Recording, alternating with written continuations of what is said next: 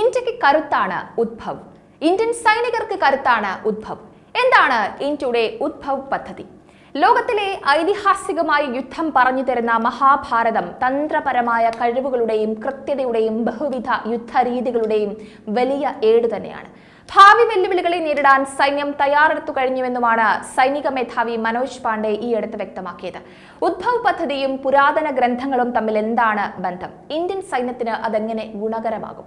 അതിലേക്ക് വരികയാണെങ്കിൽ പ്രോജക്ട് ഉദ്ഭവ് എന്ന പദ്ധതിക്ക് കീഴിലാണ് ഇന്ത്യയുടെ സൈനിക മികവുകൾ പര്യവേഷണം ചെയ്യുന്നത്.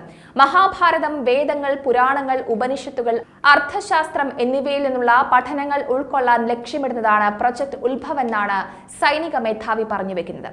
പുരാതന ഇന്ത്യൻ ഗ്രന്ഥങ്ങളിൽ നിന്ന് ഉരുത്തിരിഞ്ഞ സ്റ്റേറ്റ് ക്രാഫ്റ്റിന്റെയും തന്ത്രപരമായ ചിന്തകളുടെയും അഗാധമായ ഇന്ത്യൻ പൈതൃകത്തെ വീണ്ടും കണ്ടെത്തുന്നതിന് ഇന്ത്യൻ സൈന്യം ആരംഭിച്ച സംരംഭമാണ് പ്രോജക്ട് ഉദ്ഭവ്. തദ്ദേശീയ സൈനിക സംവിധാനങ്ങൾ, ചരിത്ര ഗ്രന്ഥങ്ങൾ, പ്രാദേശിക ഗ്രന്ഥങ്ങളും രാജ്യങ്ങളും, തീമാറ്റിക് പഠനങ്ങൾ, സങ്കീർണമായ കൗടില്യ പഠനങ്ങൾ എന്നിവയുൾപ്പെടെയുള്ള വിശാലമായ സ്പെക്ട്രത്തിൽ ഇത് ശ്രദ്ധ കേന്ദ്രീകരിക്കുന്നുണ്ട്. പ്രോജക്ട് ഉദ്ഭവ് ചരിത്രപരവും സമകാലികവുമായ പാലം സൃഷ്ടിക്കാനാണ് ശ്രമിക്കുന്നത്. ഈ പ്രോജക്ട് ചരിത്രപരമായ ആഖ്യാനങ്ങൾ വീണ്ടും കണ്ടെത്തുന്നതിന് അപ്പുറമാണ്. ഇന്ത്യയുടെ ബഹുമുഖമായ ദാർശനികവും സാംസ്കാരികവുമായ പൈതൃകത്തിൽ ആഴത്തിൽ വേരൂന്നിയ ഒരു തദ്ദേശീയ തന്ത്രപരമായ പദാവലി വികസിപ്പിക്കാൻ ഇത് ലക്ഷ്യമിടുന്നുണ്ട്. ഇന്നത്തെ സങ്കീർണമായ തന്ത്രപരമായ ഭൂപ്രകൃതിയിൽ നൂറ്റാണ്ടുകൾ പഴക്കമുള്ള തത്വങ്ങളിൽ നിന്ന് ഇന്ത്യൻ സൈന്യത്തിന് ഉൾക്കൊള്ളാൻ പ്രാചീനമായ ജ്ഞാനത്തെ ആധുനിക സൈനിക അധ്യാപനത്തിലേക്ക് സമന്വയിപ്പിക്കുക എന്നതാണ് ആത്യന്തിക ലക്ഷ്യം. ഇന്ത്യൻ ആർമിയും യുണൈറ്റഡ് സർവീസ് ഇൻസ്റ്റിറ്റ്യൂഷൻ ഓഫ് ഇന്ത്യയും സംയുക്തമായി സഹകരിച്ചാണ് പ്രോജക്ട് ഉദ്ഭവ് പരുവപ്പെടുത്തിയത്. ആധുനിക സൈനിക സമ്പ്രദായങ്ങളുമായി പുരാതന സ്ഥിതിവിവര കണക്കുകൾ സംയോജിപ്പിക്കുവാനും ഇന്നത്തെ സുരക്ഷാ വെല്ലുവിളികളെ നേരിടാൻ സമഗ്രമായ ഒരു സമീപനം സൃഷ്ടിക്കുവാനും ഈ പ്രൊജക്ട് ശ്രമിക്കുന്നുണ്ട്. 5000 വർഷം പഴക്കമുള്ള നാഗരിക പൈതൃകത്തിൽ വേരൂന്നിയ ഇന്ത്യയുടെ പുരാതന വിജ്ഞാന സമ്പ്രദായം ബൗദ്ധിക ഗ്രന്ഥങ്ങളുടെയും കയ്യെഴുത്ത് പ്രതികളുടെയും ഒരു ശേഖരമാണ്. അതേപ്രകാരം പ്രോജക്ട് ഉദ്ഭവ് ഈ സംവിധാനങ്ങളെ കുറിച്ച് ആഴത്തിലുള്ള ധാരണയും ആധുനിക യുഗത്തിൽ അവയുടെ ശാശ്വതമായ പ്രസക്തിയും സുഗമമാക്കാൻ ലക്ഷ്യമിടുന്നുണ്ട്.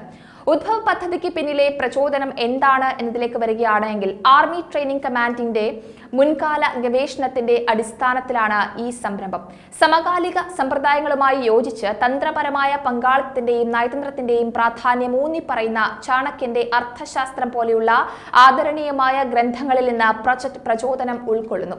അതേപോലെ തമിഴ് ക്ലാസിക്കൽ ഗ്രന്ഥമായ തിരുക്കുറൽ യുദ്ധം ഉൾപ്പെടെ എല്ലാ ശ്രമങ്ങളിലും ധാർമ്മിക പെരുമാറ്റം വിജയിപ്പിക്കുന്നു. ശരിക്കും പറഞ്ഞാൽ ചരിത്രത്തിന്റെ രേഖകൾ പ്രമുഖ പ്രചാരണങ്ങളിൽ നിന്നും നേതാക്കളിൽ നിന്നും അമൂല്യമായ പാഠങ്ങളാണ് നൽകുന്നത്. ചന്ദ്രഗുപ്ത മൗര്യൻ, അശോകൻ, ചോളൻ എന്നിവരുടെ സാമ്രാജ്യങ്ങൾ അവരുടെ കാലത്ത് അഭിവൃദ്ധി പ്രാപിച്ച സ്വാധീനത്തിന്റെ ഉദാഹരണങ്ങളാണ്.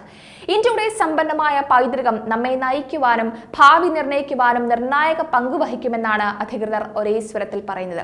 പുരാതന ഗ്രന്ഥങ്ങളിലേക്ക് ഇറങ്ങിച്ചെല്ലുന്നത് ഇന്ത്യൻ സംസ്കാരത്തെ തൊട്ടുണർത്തുകയാണ് ചെയ്യുന്നത്.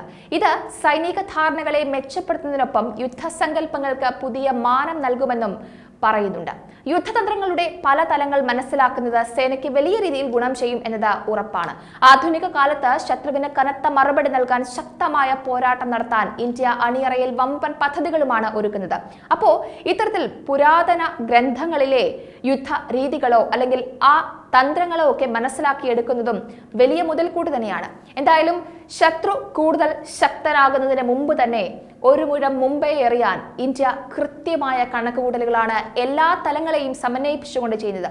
ചരിത്രമായിക്കോട്ടെ, പ്രാവർത്തികമായ പ്രായോഗിക വശങ്ങളായിക്കോട്ടെ, എല്ലാം കൂട്ടിയിണക്കിക്കൊണ്ടാണ് ഇന്ത്യ ചുവടുകൾ മുന്നോട്ട് വെക്കുന്നത്. അതുകൊണ്ട് തന്നെ ശത്രുവിനെ തുരത്താൻ ഇന്ത്യൻ സൈനികർക്ക് പുതിയ കരുത്ത് തന്നെയാകും ഈ ഒരു പദ്ധതി എന്നതും ഉറപ്പാണ്.